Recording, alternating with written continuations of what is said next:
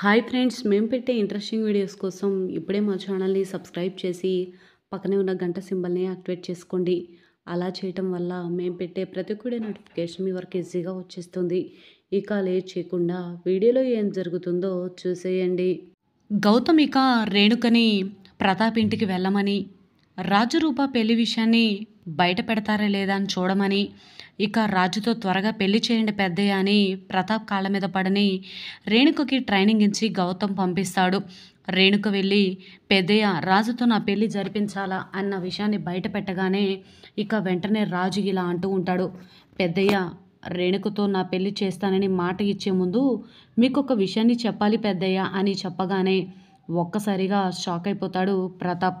ఏంటి రాజు అది అనగానే, రేణుకని పెళ్లి చేసుకోవడానికి నాకు ఎటువంటి అభ్యంతరం లేదు పెద్దయ్య, కానీ రేణుకని పెళ్లి చేసుకున్నా నాకు పిల్లలు పుట్టరు అన్న విషయాన్ని బయట పెట్టడంతో ఒక్కసారిగా ప్రతాప్ షాక్ అయిపోతాడు.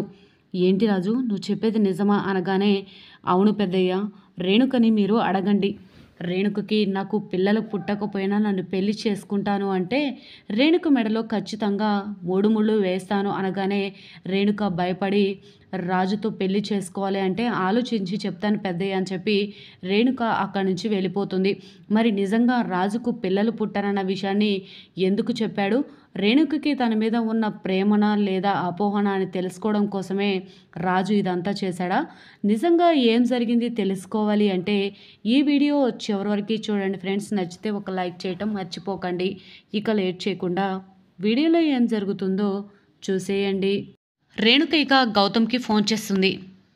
వెంటనే ఏంటి రేణుక చెప్పు, ఏమైంది మ్యాటర్ అని అడుగుతూ ఉంటే, గౌతమ్ నువ్వు చెప్పినట్లే పెద్దయ్య దగ్గరికి వెళ్తున్నాను, ఈ రోజుతో నాకు దోషక పరిహారం పోయింది అని చెప్పగానే గుడ్ రేణుక అని చెప్పేసి అంటూ ఉంటాడు. అక్కడికి వెళ్ళిన తర్వాత రూపమెడలో రాజు తాళి కట్టలేదన్న విషయం బయటపడితే నీ ఎంతు చూస్తాను అని చెప్పగానే ఒక్కసారిగా గౌతమ్ షాక్ అయిపోతాడు. నిజం రేణుక, నువ్వు ముందు అక్కడికి వెళ్తే అసలు రాజు రూపకి పెళ్ళైందో లేదో తెలుస్తుంది కదా. నువ్వు ఖచ్చితంగా పెద్దయ్య నేను రాజు అని చెప్పి పెళ్లి చేసుకుంటామని చెప్పి అడుగు, అప్పుడు రాజే బయటపడతాడు కదా, ఏం జరిగిందో నీకే తెలుస్తుంది రేణుక అని చెప్పగానే సరే వెళ్తున్నాను అని చెప్పేసి అక్కడికి వెళ్ళిపోతుంది. ఇక అక్కడికి వెళ్ళిన తర్వాత రేణుక పరిగెత్తుకుంటూ వచ్చి ప్రతాప్ కాళ్ళ మీద పడి ఈ విధంగా అడుగుతూ ఉంటుంది. పెద్దయ్య మీతో కొంచెం మాట్లాడాలి అనగానే, ఏంటి రేణుక చెప్పు అని అంటూ ఉంటే అప్పలనాయుడు, ముత్యాలు అందరూ కూడా షాక్ అయ్యి అలానే చూస్తూ ఉంటారు. వెంటనే ఇలా అంటూ ఉంటుంది. పెద్దయ్య మీరు నాకు ఇవి ఇచ్చిన మాటని మర్చిపోయినట్టున్నారు.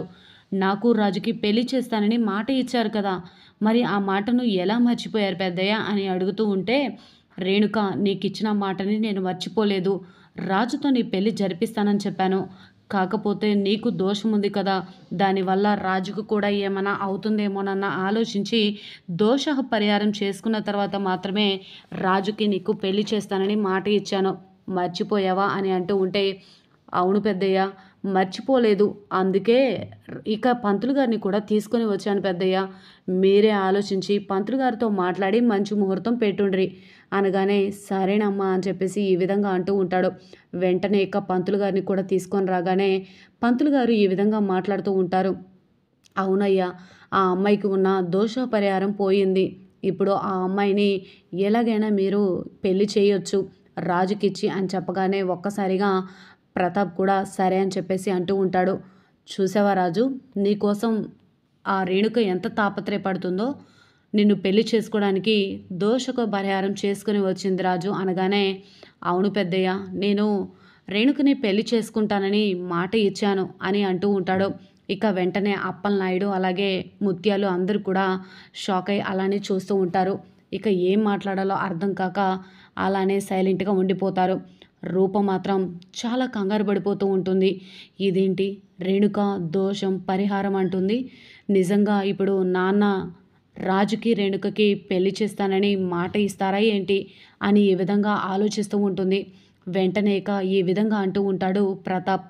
రాజు నీకు ఇచ్చిన మాటని మర్చిపోయావా అని అంటూ ఉంటే, లేదు పెద్దయ్య చెప్పాను కదా రూపని రేణుకని పెళ్లి చేసుకుంటానని అనగానే, సరే రాజు త్వరలో మంచి ముహూర్తం చూసి నీకు రేణుకకి పెళ్లి జరిపిస్తాను అని చెప్పి ప్రతాప్ అనగానే వెంటనే రేణుక ఇలా అంటూ ఉంటుంది. సరే పెద్దయ్య, ఇక నేను వెళ్ళొస్తాను అని చెప్పేసి రాజు నేను వెళ్ళొస్తాను అని చెప్పేసి అంటూ ఉంటుంది. వెంటనే ఇక రాజు ఇలా అంటూ ఉంటాడు. పెద్దయ్య నేను కొంచెం మాట్లాడాలి అనగానే, ఏంట్రా రాజు చెప్పు అని చెప్పి అనగానే వెంటనే ఇక ఇలా అంటూ ఉంటాడు. రేణుకని పెళ్లి చేసుకుంటాను కానీ రేణుకని పెళ్లి చేసుకోవాలంటే ఒక నిజాన్ని చెప్పాలి పెద్దయ్య అనగానే, అదే ఏంట్రా రాజు చెప్పు అని చెప్పి అంటూ ఉంటాడు. వెంటనే ఇక ఇలా అంటూ ఉంటాడు. పెద్దయ్య నాకు పిల్లలు పుట్టరు, రేణుకని పెళ్లి చేసుకొని రేణుక జీవితాన్ని నాశనం చేయలేను అని చెప్పగానే ఒక్కసారిగా షాక్ అయిపోతాడు ప్రతాప్. ఏంటి రాజు ఏం మాట్లాడుతున్నావు అనగానే, అవును పెద్దయ్య నేను చెప్పేది నిజం, నిజంగానే నాకు పిల్లలు పుట్టరు, రేణుకని పెళ్లి చేసుకొని రేణుక జీవితాన్ని నాశనం చేయలేను అని అనగానే వెంటనే ఇక ఈ విధంగా అంటూ ఉంటాడు ప్రతాప్. చూసావా అమ్మ రేణుక, మరి రాజుకి పిల్లలు పుట్టరంట, రాజు నిన్ను పెళ్లి చేసుకుంటే ఎల్లప్పుడూ నువ్వు పిల్లలు లేని గొడ్రాలుగా ఉండాల్సి వస్తుందని పాపం రాజు ఆలోచిస్తున్నాడు. కానీ నువ్వు రాజుని ప్రాణంగా ప్రేమిస్తున్నావు కాబట్టి రాజుని పెళ్లి చేసుకుంటావని అర్థమవుతుంది అనగానే, పెద్దయ్య నేను రాజుని పెళ్లి చేసుకోవాలి అంటే ఆలోచించాలి పెద్దయ్య, ఆలోచించి ఏదైంది చెప్తాను అని చెప్పి అనగానే వెంటనే ప్రతాప్ షాక్ అయిపోతాడు. సరేనమ్మా రేణుక అని చెప్పగానే రేణుక ఇక వెళ్ళిపోతుంది. వెంటనే రాజు ఇలా అంటూ ఉంటాడు. చూసారా పెద్దయ్య, నాకు పిల్లలు పుట్టరు అని నేను చిన్న మాట అంటేనే ఇక రేణుక ఆలోచించి చెప్తానంది.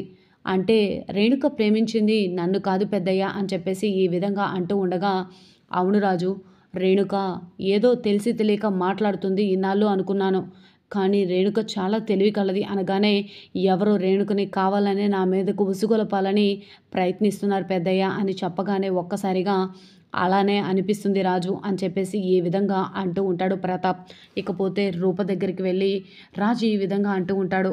అమ్మాయి గారు నేను చేసింది తప్ప రైటా అనగానే, రాజు నువ్వు ఏది ఆలోచించినా కరెక్ట్గానే చేస్తావు, నువ్వు నిజంగా రేణుకని పెళ్లి చేసుకుంటానని మాట ఇస్తావేమో అని నాన్న మాటకి ఎదురు చెప్పవని అనుకున్నాను రాజు, కానీ నువ్వు పెళ్ళి మంచి మాట చెప్పావు అని చెప్పేసి ఈ విధంగా అంటూ ఉండగా, అమ్మాయి గారు మీ మెడలో ఒకసారి తాళి కట్టిన తర్వాత మళ్ళీ రేణుకని ఎలా పెళ్లి చేసుకుంటాననుకుంటున్నారు అని ఈ విధంగా రాజు అంటూ ఉంటాడు. ఇకపోతే గౌతమ్ మాత్రం ఫోన్ చేసి రేణుక ఈ విధంగా అంటూ ఉంటుంది. నేను ఇక రాజుని పెళ్లి చేసుకోలేను, రాజుకి పిల్లలు పుట్టరంట అని చెప్పి అంటూ ఉంటే, ఏంటి రేణుక ఏం మాట్లాడుతున్నావు, నువ్వు కావాలనే ఆ రాజుగాడు పరీక్షించినట్లున్నారు, నువ్వు కావాలనే ఇక పెళ్లి చేసుకోనని చెప్పి వచ్చేసావు కదా, ఇక వాడి మీద నీకు ప్రేమ లేదని పెద్దయ్య ముందు బయట పెట్టేస్తాడేమో అని చెప్పగానే, అయ్యో గౌతమ్ నేను అంత దూరం ఆలోచించలేదే అని చెప్పేసి ఈ విధంగా అంటూ ఉంటుంది రేణుక. ఎందుకు రేణుక ఇలా చేసావని చెప్పి అంటూ ఉంటాడు. ఇకపోతే రేణుక నిజంగా రాజు నుంచి తప్పించుకుందని చెప్పుకోవాలి. రాజు రూపల ప్రేమకి ఇక రేణుక ఏమాత్రం అడ్డు కాదు. తన చేతులారా తానే ప్రతాపు అనగానే ఇక పెళ్ళిని చెడగొట్టుకుంది కాబట్టి.